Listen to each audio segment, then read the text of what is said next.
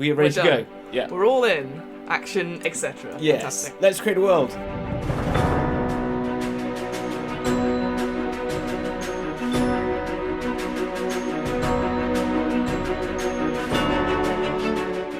Hello, and welcome to the DM's Book Club, a podcast where we talk about some Dungeons and Dragons and discuss how we might include it in our role-playing campaigns. With me, as ever, is Hamilton. Hello. Hamilton. How are you, my friend? I am good, thank you. Yes, I am. Yeah, it's nice to be back in the chair. It feels like a long time since we've last done this because we did our potential new thing last time, didn't we? Yes, that is correct. I don't know if we can promote that yet or not. If that's secrets, I don't know. What's the? I guess for now we won't promote it because then people will be like, "Oh, what is it?" Exactly. Cool thing. And yeah, then we're they'll making be like, a cool thing.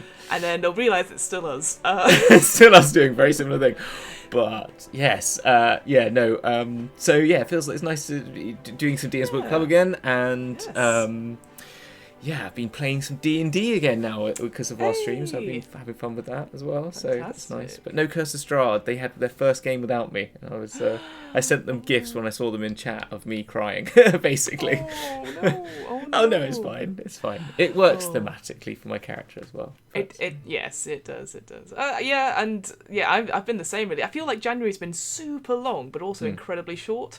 And now that I'm back in London and everything like that, I feel a lot better because I'm like, oh, my home. But also I'm like, oh, but there's lots of stuff I need to do, and was I supposed to be recording? So yeah, I've also been like, I always say this about the pandemic is that there's a lot going on, and I don't know if I'm present for most of it. So.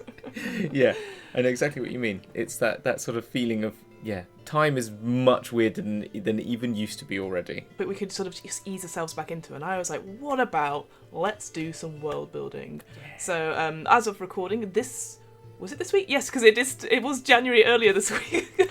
Angeline Trevina's books, she's a great fantasy novelist, and she's written lots of little guides on how to make stuff. So she's written the 30 Days of Worldbuilding 2nd edition, has come out recently, an author's step-by-step guide to building fictional worlds. And I thought, why not, Hamilton? Why not we should do a couple of these prompts and just see how far we get? Because I don't know the last time I actually did some proper world building. Obviously, we've made dragons, we've made villains and NPCs, but actual world, it's been a little bit of a time. Like for you, do you make a lot of your worlds and stuff like that? I assume you do. You do a lot of homebrew stuff, right? I do a lot of homebrew stuff. I mean, I guess. I mean, in the campaigns we're doing online, it's all Faerun, Forgotten Realms lore. So I kind of keep that.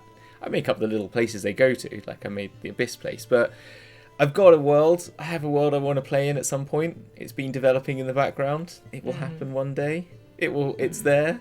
I do it, as I said, I actually use that World Spinner program that we talked about last week. Yes. I think when I first did it years ago, to try and help create a world map, and then gave me some little countries to give names and stuff like that to help generate ideas. And then from there I've got a little world that I want. What about you? I don't want to talk about it too much because it's all. No, you don't want to keep it for yourself for when it's published and you're famous. Yeah.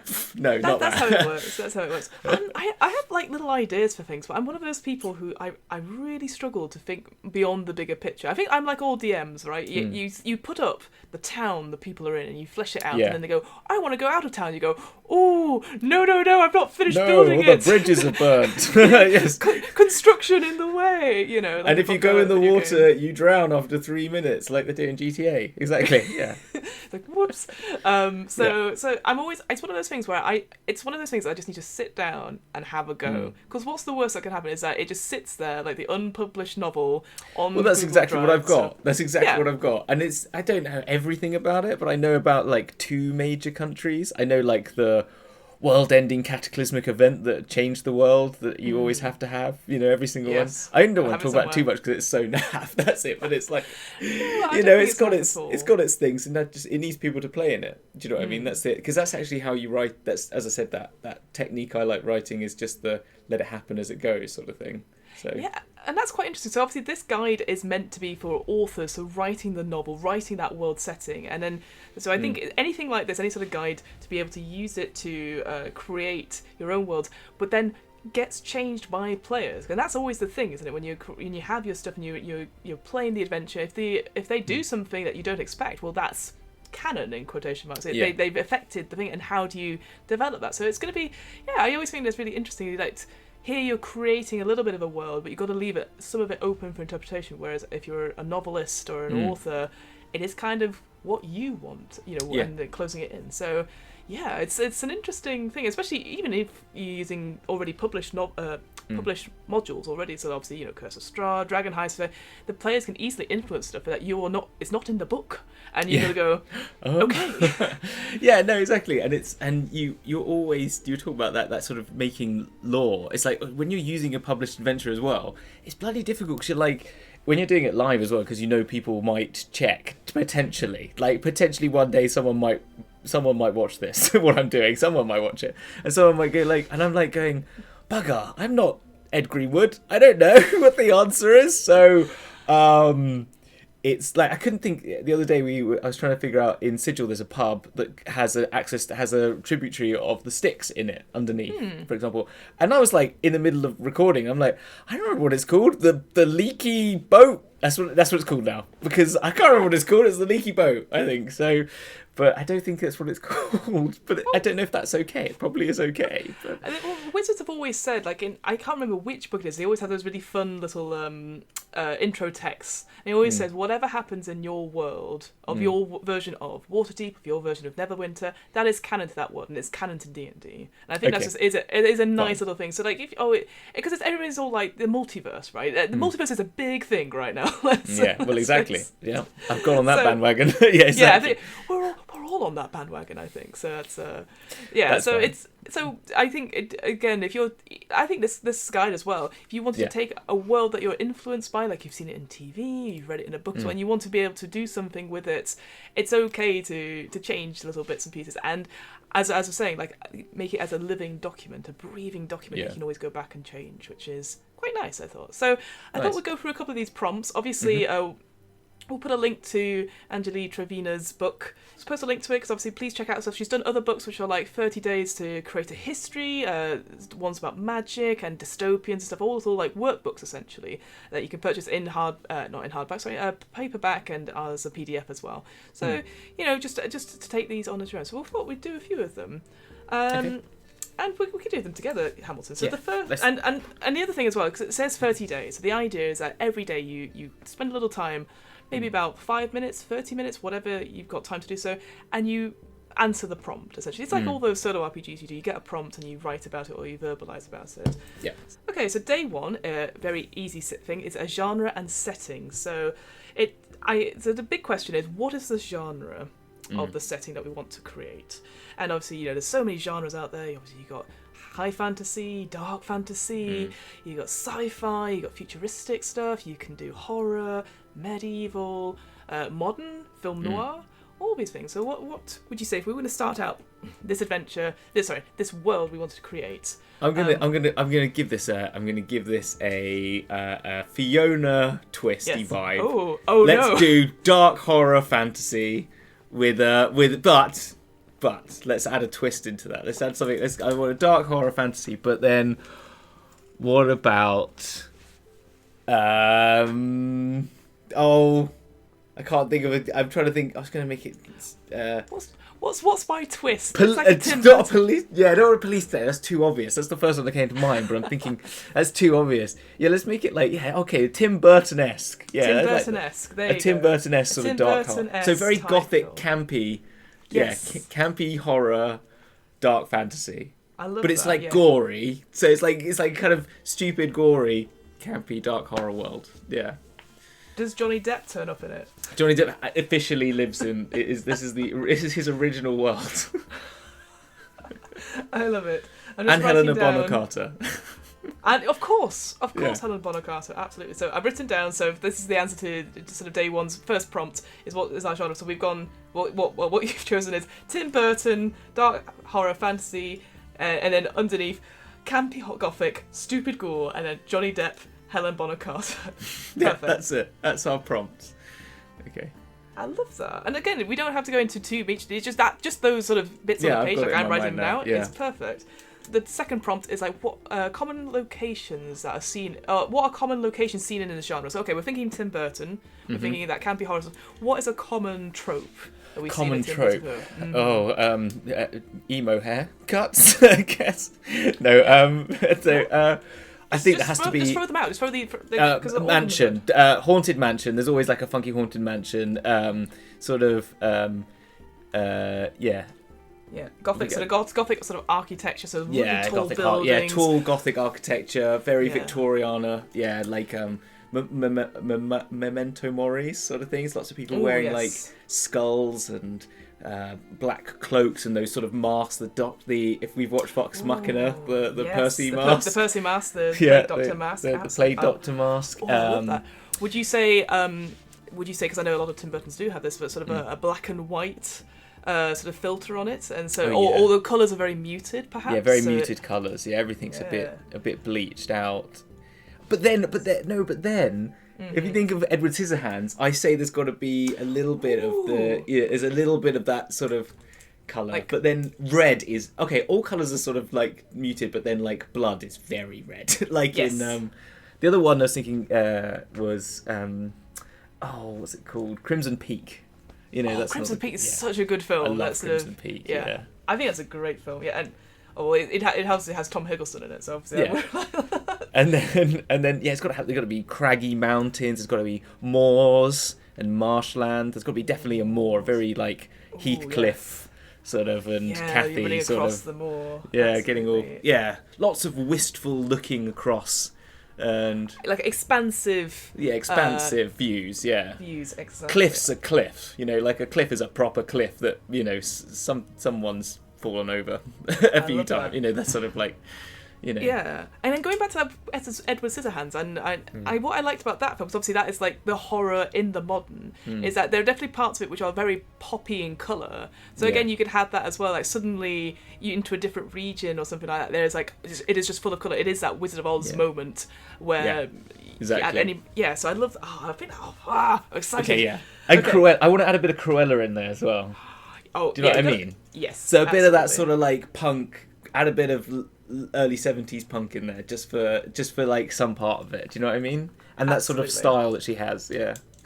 I love that. Okay, so what common locations or tropes? So we've got obviously sort of like the big tall architecture. We've got Victoriana. That's sort of like these decorative masks that people wear. Maybe then if it's Victoriana, that sort of industrial type thing. Maybe smog. Big tall hats. The top hats. Tallest hat. Tim Burton always has a really tall hat that has smoke coming off it. I always. Yeah, exactly. Something like that. I'm top hats, putting those down. There's going to be a bit of steampunk look to it as well, a little bit, isn't there? Because he kind of does that. He kind of jumps into that a little bit, Tim Burton, doesn't he? I guess. Yeah, I guess it's always like Tim Burton's. It's Victoriana as well. It's Victoriana, but it is. Everyone does think it's Gothic, it's goth in some way, but then you have all these subgenres. So that's why we're sort of picking it apart just now. But the colours are muted, except blood or reds are very, very red. And I just add that Crimson Peak red where it's sort of running down the walls. Exactly, yeah. And then moors and marshes and expansive views big graveyards, really overfilled graveyards with all the stones all coming out and crypts. But not necessarily. I guess with that, not necessarily horror. That's not scary horror. It's just a general thing. If you think like Nightmare Before Christmas, it's just like a typical. It's just a different way of looking. It's not the movie Thriller. Everyone's coming out of it. Zombies. It's just the way.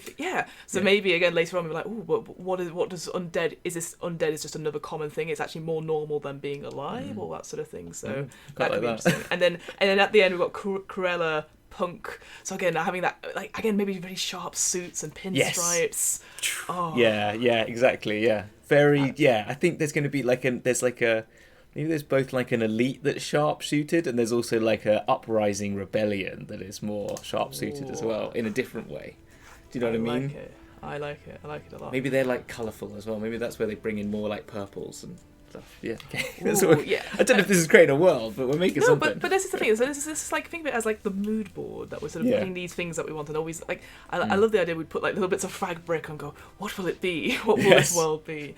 Okay, so from that, I want you to come up with 3 physical locations that are important to the story we want to tell.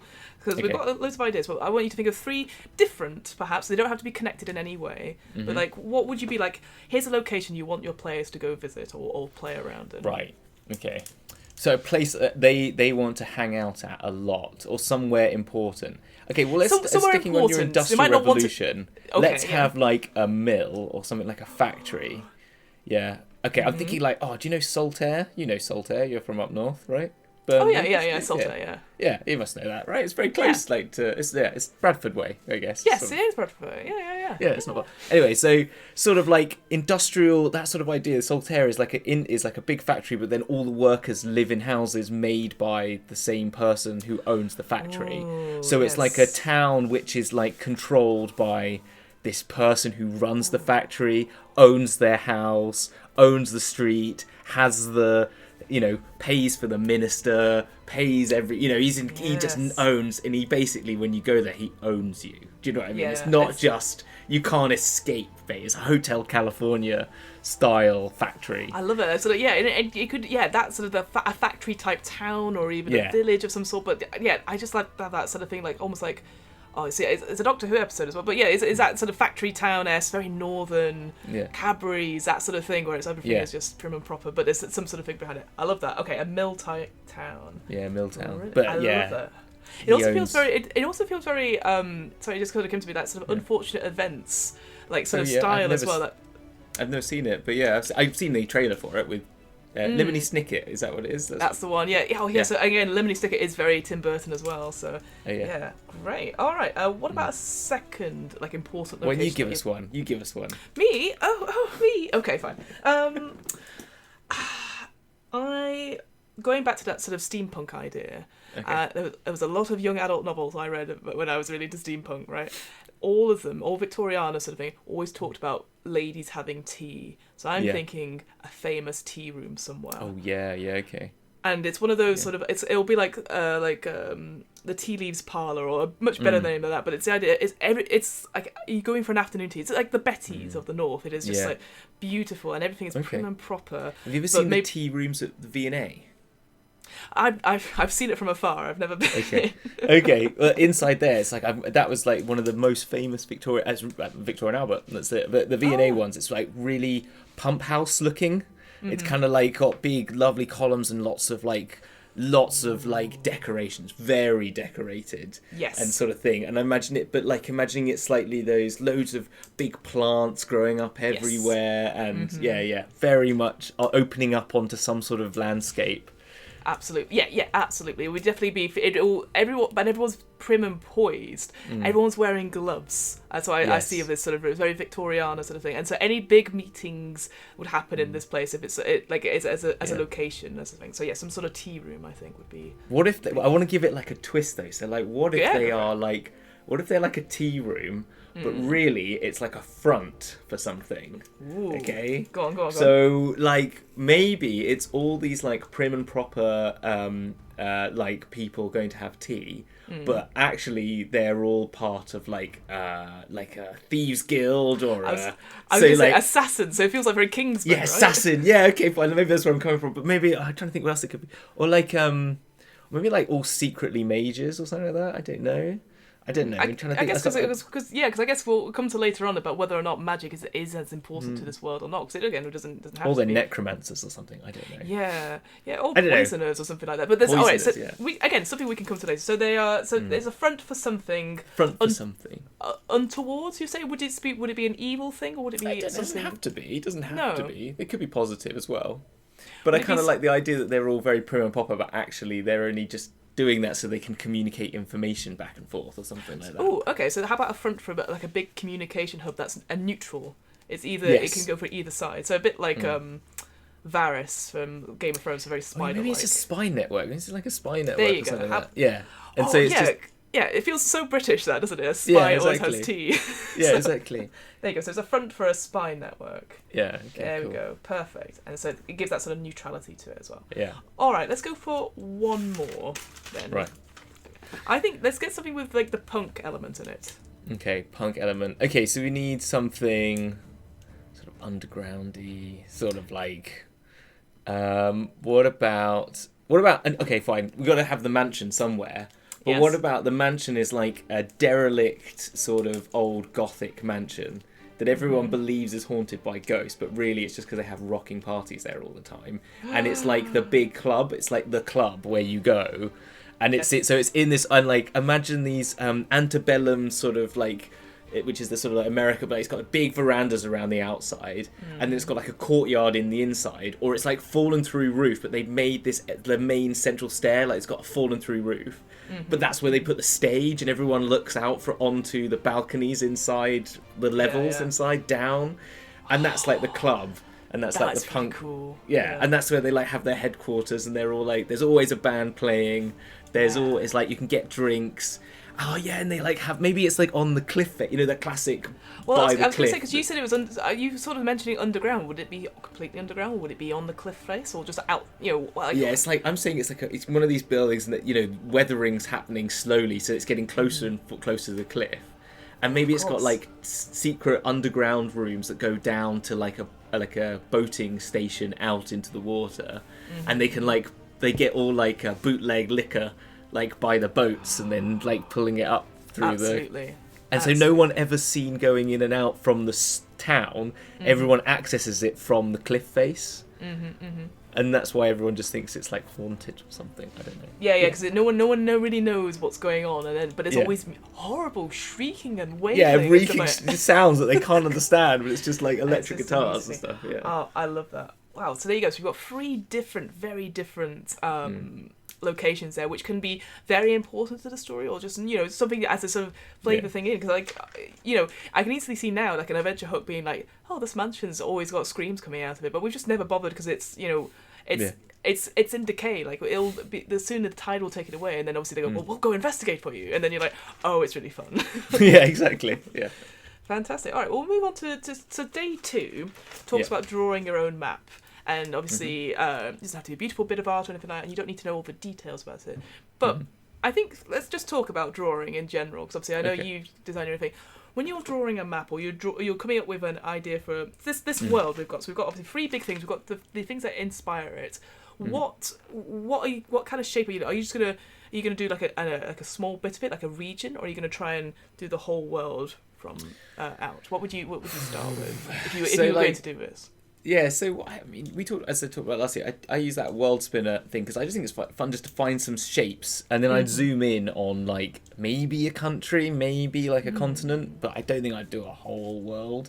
Perfect. I might just do, I don't know. It's kind of I find it very difficult to figure out where I'd go if I was going to do this. Like we've just talked about the setting, I would make probably like an area of us. Do you know what I mean? I'd have like. Maybe one city which I'd really focus on. Maybe a town I'd focus on. That like mining town would be a town that we'd have like separate from the main city, and then you'd have like, maybe it's like a big, like a shipping, like London-esque sort of got docklands and stuff like that, and do that sort of stuff, and then maybe a little area around it, and that's where I'd probably go. I think that'd be quite. I think if you look at a map in general and you take an interesting shape from it, so you could go look at like the shape of say Greenland or something like that, and be like, here's like take the sort of the coastal map of that and then make it from weirdly that. Greenland just came up in the background when you were saying that. Whoa. That was probably. It's always in a map, but to be honest, it's quite a big area of maps. To be honest, it is. That's why I went for it. But like even like you said, so like thinking about London Docklands, for example, if you look at like an over map at that, and you could just trace around it, that'd be perfect. So I think then if we look at those 3 locations that we came up with, so we got a mill, a tea room, and a mansion. Where would you put these things? I'm guessing you wouldn't put them in the same area. Would you like the mansion you sort of talked would be on the coastline somewhere, right? Yeah. So along that. Yeah, go on. No, go for it. Well, so I think like what you'd have with the mansion is like it feels like it'd be part of like a big town, not a city. Maybe I don't know. It's kind of if it's fantasy-ish, I guess. Nothing's gonna be bigger. No. But so if it's part of a big town, but it's on near a cliff, so maybe that is a port town, perhaps. That's exactly feeling a bit Grimsby about it or something like that. I don't know. Maybe it's on a spit or something. I don't know. Perfect. So then, you could then go to go look at Grimsby on the Google map and then just have a work out and then just pick up a little bit, see what the surrounding areas of that. Brilliant. What about? And then what about? Go on. Tea room. What about you? You had the tea room. Where would you put the tea room? See now, I think we always see like always maybe a prim and proper like as in a town somewhere. I now like the idea just to again do that Fiona twist on it. It is completely remote, and you have to take your way to go. It's like a couple of miles out of the town, but only the if you're going there, everyone knows what they're there like for. Versailles. Like Versailles, perfect. Yeah. Yeah, exactly. Yeah, exactly like a palatial sort of space where it's all got nice gardens and stuff. Exactly. So it is beautiful, but everyone goes there for a reason. So and it's like this great big pretense, which I quite like. And then there's lots of people walking with parasols, like you said, in the garden and all that sort of thing. So yeah, I think I would so maybe a bit of space around it, perhaps. Maybe not necessarily in the middle of the map. Well, maybe it's got like training zones, so they're all like on horses at times, like doing training for like combat, and they're doing like combat training in Sparta. But actually, it looks like they're just playing badminton. But really, it's all about like getting exercise. You have to get over a certain perception check to go, oh, that was a big hit. Yeah, exactly. Like, yeah, exactly. Yeah. And there's a rifle range and a shooting range, but that's just what you do at these places, isn't it? Oh yeah, everyone comes to these places, but the reason they come is for the tea room, but there's always other extra activities around which aren't necessarily put on offer for them, but it is for the spies to train. I like that a lot. Yeah. Now I have this image of them playing like a badminton game with a grenade of some sort.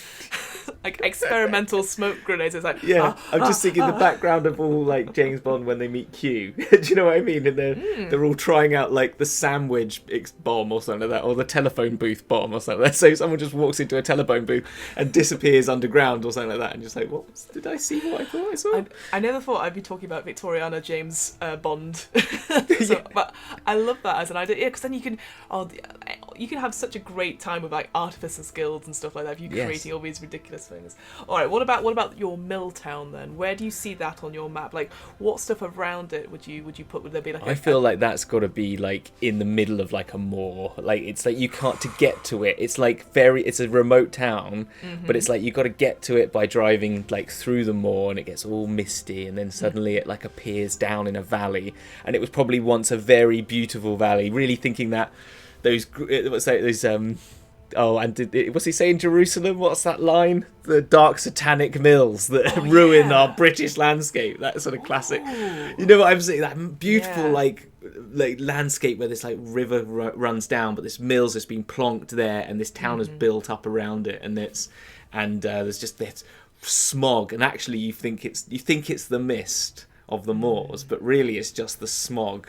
And the smog feels like it's one of those pea supers, as they used to say, that fills the whole of this valley. And so anytime you're in the streets, it's always foggy, but you're coughing and like everyone's always sort of stuff. Everyone's always got the goggles on, and like you said, like the masks. Yeah, the masks on. I want to play in this game. Can't breathe that. You can't breathe that smoke for too long, there, lad. That's it. Yeah, sorry. No, I think that's great. I love that a big. So again, I'm apologising to the north there. That's what I was doing. Well, I'm also from the north. I know I don't sound like it. No, you do. I mean, you do a bit. I mean, as in, like, I was apologising to you and the north. Oh, okay. I do represent the north. I know. Yeah, in this two-way call. You represent the north. Yeah. And again, like ideas of like themes of isolation, that not being able to see things clearly. Again, very Lemony Snicket, very sort of Tim Burton as well. So I'm like.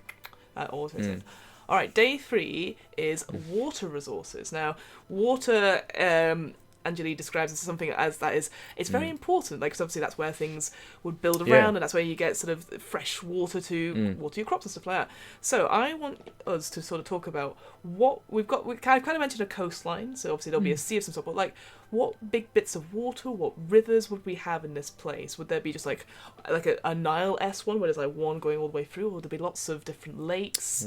What are your thoughts on that? See, I'm just picturing very Britain at the moment, which is probably problematic. I'm trying to get ourselves.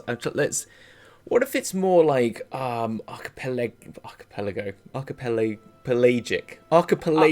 That's a word, right? Yeah, if it isn't, it is now. Archipelagic, maybe it's kind of twisted and warped, like it was. Imagine England, but it's then flooded and kind of broken apart or something like that. So there's different also land masses of different sizes, and and there's always boats to get to places. Yeah, you have to get on boats. Yeah, so maybe you have to boat across to like all these places. I don't know if you've seen or read A Woman in Black at all. By I've seen it. So it freaked me out so much.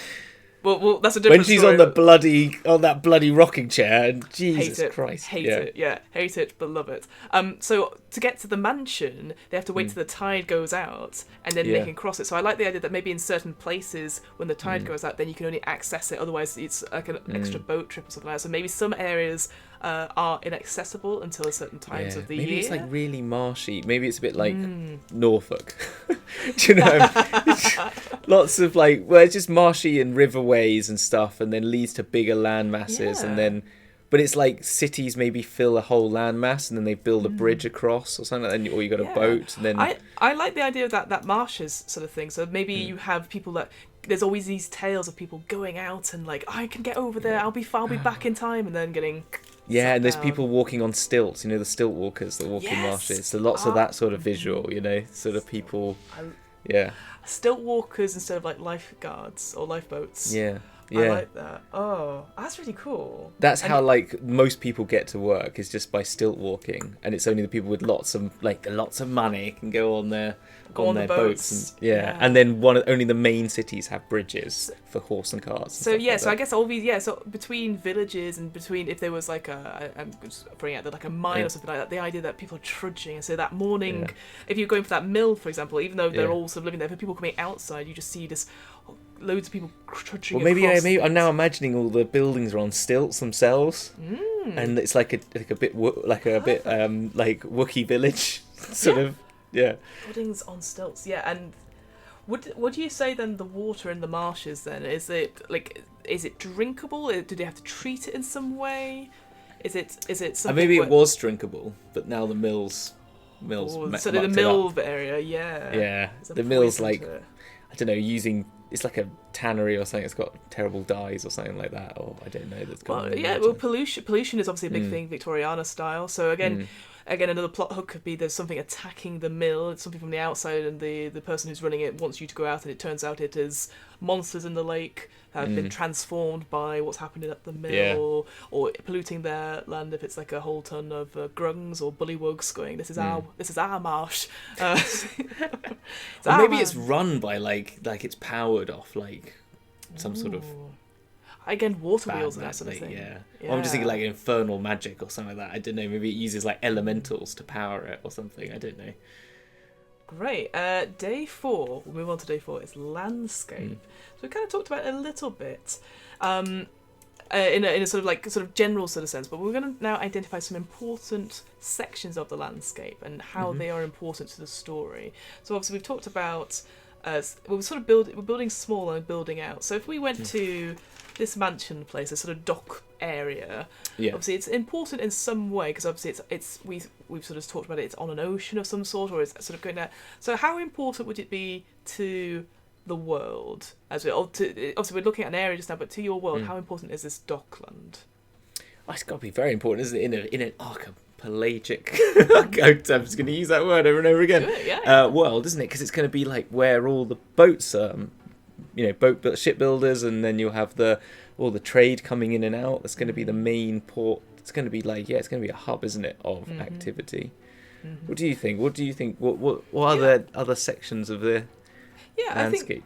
I think for me, like, I can see it being like quite a busy sort of hub and stuff like that, but maybe it's the only one on this region, perhaps. Like, again, I'm feeling very sort of water deep. When there's certain port cities that do really, really well, and maybe here it's the only one, because it's the only one that has a decent dock, because everything else is sort of marshy land. So maybe it's the only one. Like maybe you're right. Then maybe it's like it's all like a delta then ish. Do you know what I mean? From a bigger river, and it all goes marshy, and then it's maybe it like, I don't know, somehow has like a deep bay, as you said, like that is the main city, which is on the front end of this ocean. I don't know, maybe I'm trying to think. Just something like that. We don't have to justify everything of it. It's just but I'm kind of thinking that's how it could be, and then you've got and then you have little boats taking them from the main dock to little places else. To elsewhere in the world. Well, what's interesting as well, so we've talked about it as sort of, we've got obviously a mill, we've got industry, which we've said is a little bit further away from this dock. So I'm thinking the landscape itself, there is something that maybe there are other mill towns, or there are other things that are producing stuff which we can't necessarily get easily from the dock city, which it may be very rich, it may be very it's doing commerce. but there must be something else. So I'm thinking, what could be the resource, or what's the mill doing? Is it like cotton? Is it like really a sort of old-fashioned Victoriana, or is it something else? Maybe this is where we would go, okay, it's going to be dark fantasy-esque. What could it be? You know, what's something that is like, I don't know, Victoriana style, like you've got steampunk stuff, so anything with machinery, so coal is always a good one. Yeah. Or anything like that. Yeah, maybe it's some sort of coal mine. Maybe it's mine. I think coal mine makes something quite different. Maybe it's like I mean, a coal mine could be elsewhere. I'm just thinking of because it's going to take the issues with these resources. If they're going out into the world, you need to be able to. Because there'll be people like maybe again, it just takes that. Maybe all the reeds in the thing make a sort of type of wheat that then it's a mill to just make some sort of flour and stuff like that. And so it's just like they have like things that go. Maybe it's like I'm trying to think of like a rice mill. So maybe it's like paddy field-esque, and it's kind of got perfect. this. Yeah, absolutely. So maybe from this region they are bountiful in like paddy rice fields, and so that's getting them processed and stuff is a big thing, and so leaving this from this region going out. Absolutely. So again. There could be adventure hooks and that sort of thing going, well, something's gone wrong with missing a shipment, can you go find them? Again, I'm thinking for me, I'm just thinking all these other little hooks where you could connect these things like a group of workers that are going out on their stilts have just never come back, and exactly. it's just because or even like looking at say like tea rooms, for example. I now see the tea rooms as our version of the pub. We all meet in a tavern, that sort of thing. You all meet in the tea room. You all meet in the tea room. So British. Can we get more British? I know. I'm so sorry. You all meet in the tea room. It's a tea room that's a front for spies. I think we've made it even more British, to be honest. But again, it's like, so these areas of the landscape. Again, I think because we've really. It is the infrastructure about getting it to and from places. I think that's the key thing. So some really interesting parts there. So I think that's enough to sort of go on. And day 5, we're going to look at its natural resources. Oh, we're already talking about these things in a way. That's it. Yeah. Let's see. For each natural resource, ask you where it was found, what is its value, how scarce is it, how is it managed, and what is its main uses. So let's talk about the paddy fields then, and the rice. So where is it found? Is it found solely around I'm guessing obviously far away from this sort of dock town that we've sort of with the mansion? Deeper into this like delta-y archipelago thing. I think that there's just like big swathe of it. Maybe that's just like the main food source. It's all like everyone eats rice with everything. There's no like that's how you eat. So it's rice flour, it's rice meals, rice milk. Rice milk, exactly. Yeah, like that's how everything is. Like there is only rice. There's no potatoes. There's no pasta. So you're not going to have your toast. You're going to have rice toast. Can you make rice toast? I don't know if you can make rice toast from in this rice world. flour. We can make whatever we want. So it'll be maybe you have rice. Those like rice paper wafers, those little like that's basically what people have with their tea instead of biscuits. It's like little rice wafers and stuff. There you go. How cool is that? I think that's really cool. So what would you say, so the value of this resource of rice in general, I'm guessing because obviously it's quite common for people obviously but it's an export. I think it's a big export as well, so like it manages to sustain the people, but also is exported out and is actually gets more money as an export because and maybe that's like there's a little plot hook there that like the mill owners kind of like had enough of the subsidies to feed the people and is like trying to like I don't know, do something to like make sure like it's secreting away more to send out for the export money or something like that. It's not meeting, I don't know, there could be some sort of tension there. Or like that whole idea that because it goes on to say how scarce is it and how is it managed. Maybe it's getting to the point where year upon year the crops are worse and worse and worse until they have to do something else, watering down the product or something like that. So again, another mystery, like why is the food not as good? Or the food suddenly gets very, very good and everyone's talking about it, everyone's eating these biscuits. Why? What's going on? Something's happened at the factory, all that sort of thing. Again, very horror element there. I appreciate. That's good. Yes. Well, let's come up with a different resource now. So we've got the main one, which is what this region is about, sort of the rice in general. I'm thinking it doesn't have to be food related. It could be. What else have we got down? So we've got. Maybe there's like I'm going Victoriana, like whale blubber is a classic one, isn't it? Like it's a fishing thing. It's not a great thing. It's a terrible thing that they did, but it is like something that was very. So what about I now think because of this marshland stuff, maybe there are whales or whale-like creatures in the marshes that you go hunting. So yeah, so fishing or overfishing, that sort of thing, definitely we could do something with that. I think that's really cool. So with whale blubber and with whales in general, what is the value of this? Maybe someone's making some sort of like hybrid being, like beast, that like creates lots of fat. They're fattening up instead of whales, so it's like a huge toad or something like that. I can imagine that lives in that they've like genetically engineered to make big, and like it's got like a blue whale's like, you know, the sort of like the gill big thing, face. rib thing, and big teeth. mouth, but it's like a frog whale thing. I don't know. Yeah, sorry, Terrifying. just trying to think of something that would fit in that setting. But that's perfect. Again, very sort of, it's very unexplained, and that idea of it's super big and maybe coming out again. I can see a boss fight in there. I can see it's just something unexpected, and that's always the thing with Tim Burton and Lemony Snicket. It's like something unexpected, but will be unfortunate. You know, Yes. so it's like, we'll be fine. We'll just go into trudge. Difficult terrain with the marsh and stuff, and you have to fight this massive frog. Yeah. All that sort of thing is really good. Cool. Okay, let's do one more. Let's do one more prompt, because I'm enjoying this sort of thing. So the day 6 is capital. So we've kind of talked obviously about capital. So British. It just makes me, every time I hear capital, I think of that bloke in Pride and Prejudice, because we're talking about. Of course. Do you know the guy who goes capital? Yes. Yeah. Anyway, So, sorry, we are being ridiculously British. We're literally hitting all the British marks right now. We just need to. Hey, you know what? It's our world. Come tell us otherwise. Come tell us your worlds if you're using this amazing book. So the prompts are for this one. It's like, what is the capital city called? Where is it on your map? What are the nearby fresh water resources? What are the nearby natural resources? Are there any other benefits for its location? What I'm going to say is that the capital itself isn't necessarily the dock place that we've made, because let's move away from that, because we've done a lot with that, and I think that's a really interesting, maybe a starting place. But I'd like the capital to be something that if I was getting players in it, that goes somewhere. So where would you say what's the name of the capital? Hamilton. Let's go with that. Oh my god, what's the name of the capital? Because names are terrible. That's a difficult one. Okay. We need Victoriana. I'm just thinking like, okay, so let's think like what's good like Victoriana, like yeah. So we got. So I'm thinking.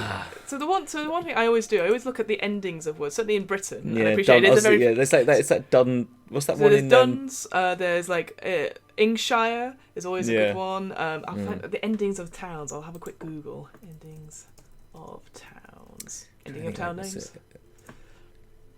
We've got. I'm trying to think of like. Yeah, Derry. Chester, yeah.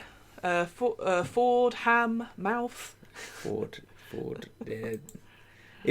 seems right because it's kind of rivery, so it's kind of like a river. But I'm trying to think like what's like Marshford. Isledom or something like that. Or, Isledom, yeah. Isledom or something. Isledom. Well, again, you don't have to settle on it just now. So we've got. Yeah, I'm gonna go with it, kind of like. Yeah, maybe the area is called Isledom or something. I don't know. Okay, so yeah, if you want, so say the region is Isledom. Yeah. Like Isledom. I like Ford, like you were saying, the sort of idea where it's a shallow place, it's rivers and stuff like that. So I think like Marshford would be my suggestion. Marshford, yeah. Shallowford. Ooh. Shalford. Maybe it's called Shalford. Shalford. I like that. Or it's spelt like, being British about it, it's spelt like Marsh, Sheford, right? So it's got like an extra E in there, but everyone pronounces it Marford.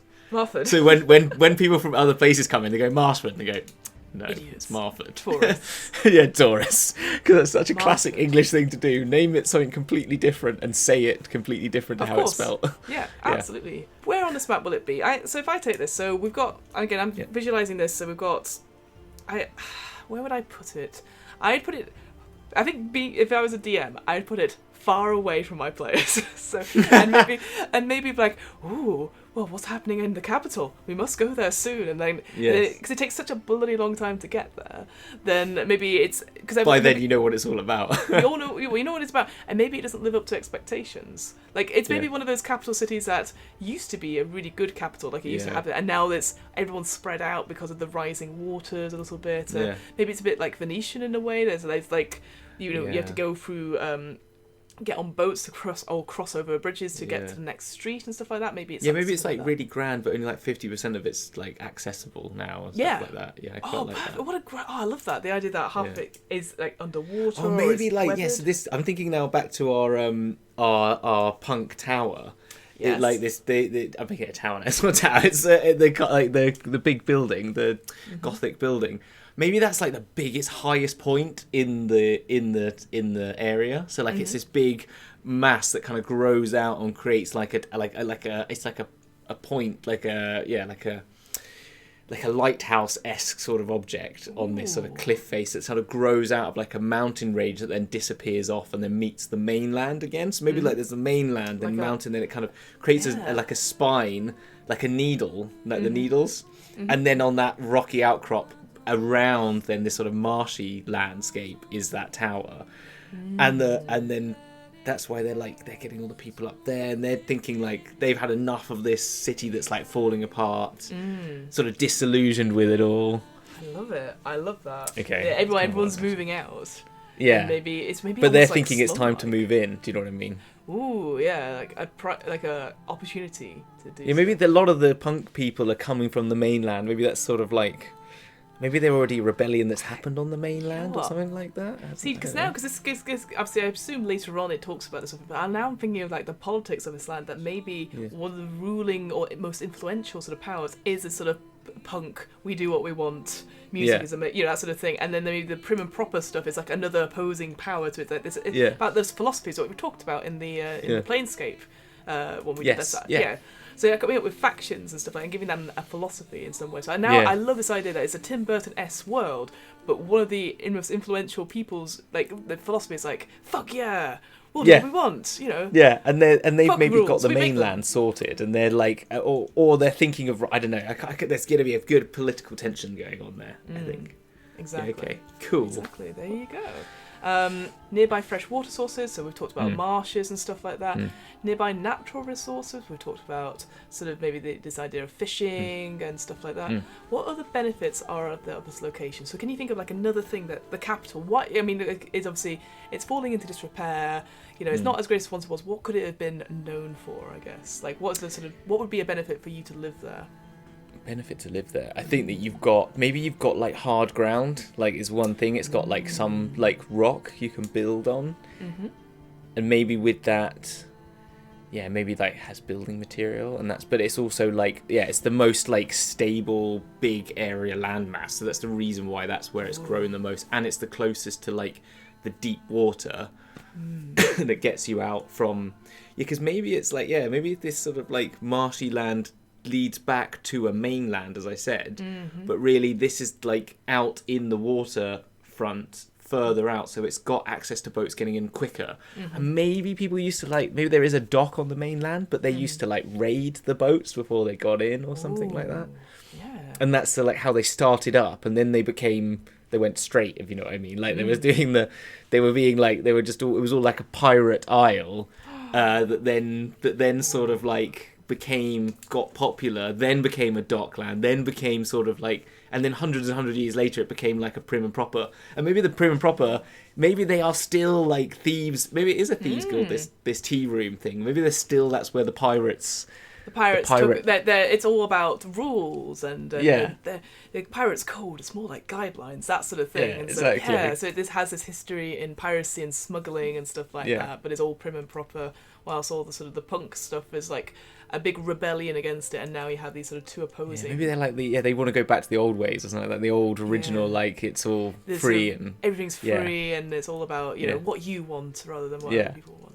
Exactly. Fantastic. Well, then we'll sort of end there. Obviously, if you want to find out more, and obviously this is just little bits, and we've sort of really interpreted from the questions themselves, just because there's, every single one of these books has a lot of information about it, and sort of gives you an idea. So obviously you can make it more like if you were writing a novel, or you wanted to do world setting. But I just thought, let's try something different and see if we can apply to it. And honestly, this world sounds fucking cool. Like I'm up for it now. I feel like we need to do like a one shot in Isledom at some point. Yeah, I think so. It feels very like thinking about it. It feels very salt marsh in a way, but like I mean, I'm sure you might know this more than I do, but I don't know anywhere that is proper marshland that's like that moor type thing with the industrial stuff that's not necessarily Eberron with lots of magic and all that sort of thing. Like, we've not really spoken too much about magic, and maybe that's the thing. Sometimes they do say, how big is magic in your world? We could make this world, because it's so neutral just now, we could add lots of magic in it, so here's a D&D world, or it could be like, there's no magic at all, and we could use any other sort of RPG system to flavour, like, what is the other thing to it. So. I feel like the punks are more magic. I feel like the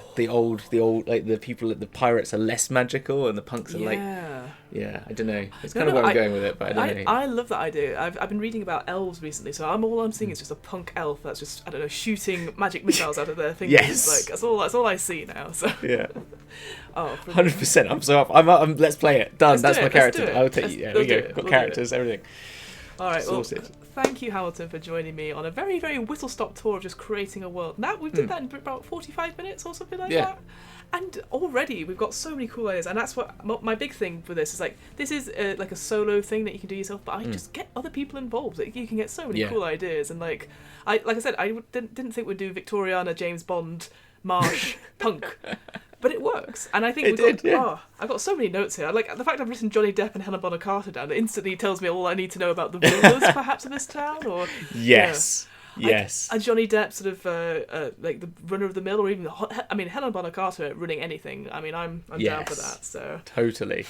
Oh yeah, I think she's the mill owner. Definitely. She is the mill owner. 100%. Oh yeah. There we go.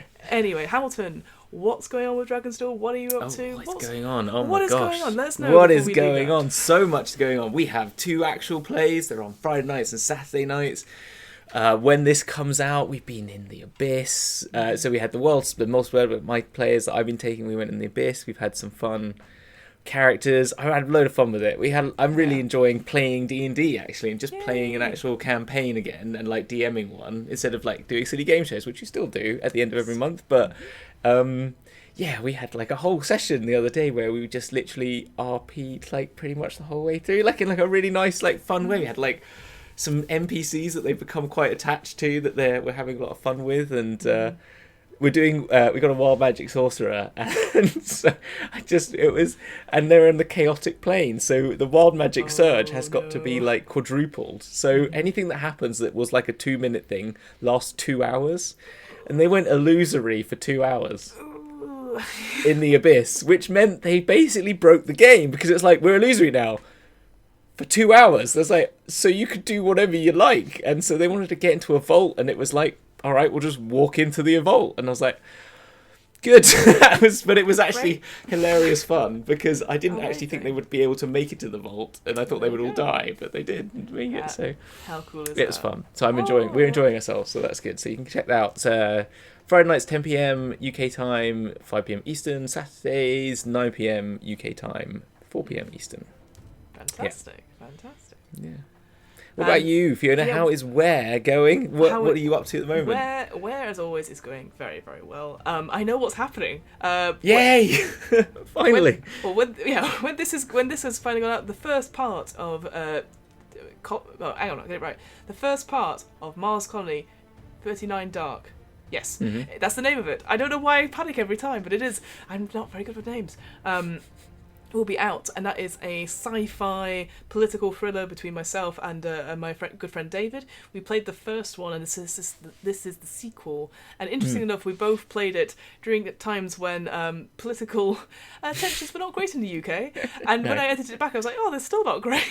So massive content warning on it, but it was some really good stuff. It's basically, if you imagine like a political thriller that takes place over 4 hours, like a proper film, it's kind of like that, and it's really good fun. We've got other ones coming out. We've got Idris Bai, Numenera. I'll have some solo stuff coming out as well. So it's a busy time, but I'm enjoying it. When are you doing? You're doing your long haul? Is that out? Is people talk about that? I can talk. Yeah, I can talk about that. So I also did a solo RPG called Long Haul 1983, where I play a truck driver. It's going to a destination, and again, content warning, it's very bleak. It sounds amazing. I'm so interested to hear this one. It's the main. Since you talked about it, I'm like really eager to listen. It's an amazing thing. It's by Sean Patrick Kane. And it uses a system known as the Wretched system, or by Loot the Room, essentially, and it uses like cards, essentially. It's a bit like, it's a whole load of games it's like, but essentially it's the idea that you pull the cards and it tells you what happens each day, and at the end of each day you find a phone box and you make a call to someone who's waiting for you at your destination, and they never answer, so you leave a message. And so it encourages you to record your messages, which I'm like, perfect for podcasting. So that will be out. And it's got hopefully soundtrack soon. As well, hasn't it? Which is quite cool. And that's the one thing I love about indie RPGs, is that sometimes they come up with their own soundtrack, and I'm all for that. Can't use them in podcasting for copyright reasons, but I love the fact that I can listen and like feel a part of it. You could tell people what it is though, so they could play it in the background on another computer or something like that.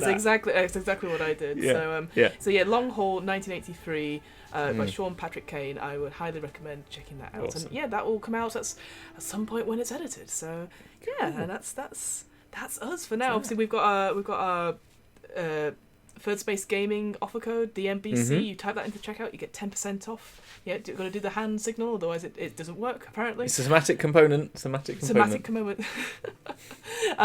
You can obviously pre-order stuff there. Obviously, I recently got the expanded rules alt covers from there, and it's very, very beautiful. So you can get your alt covers from there, but you can also get terrain, you can get board games, you can get other RPGs. Try them out. Tell them I sent you. They're in Burnley, so go say hello from the north. There's not really marshland around there, so it'll be okay. And that's it. Obviously, we've got our secret project coming up, which will be out.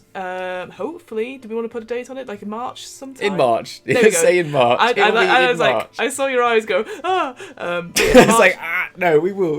We will be ready for it in March. We'll be ready for it in March. So yes, we'll talk more about it at the time. But that's going very well as well. So that's us really. All good. Exciting, fantastic. All right. Well, there is none but left to say than see you on the flip side. Bye. Love you. Bye.